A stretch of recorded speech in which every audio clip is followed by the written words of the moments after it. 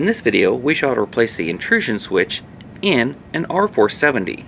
Before working inside your system, read through and follow safety guidelines to protect your system from potential damage and ensure your personal safety. For more information about safety guidelines, see the service manual at dell.com/support. To remove the intrusion switch with riser 2 removed, disconnect the intrusion switch cable and unroute the cable.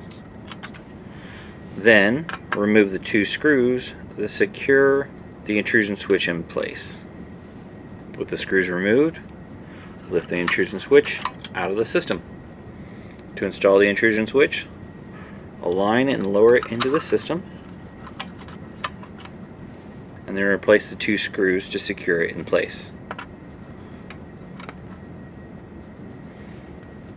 Then reroute the intrusion switch cable and the routing guides, and then reconnect it to the system board. For more information or support about the PowerEdge R470, visit dell.com/support.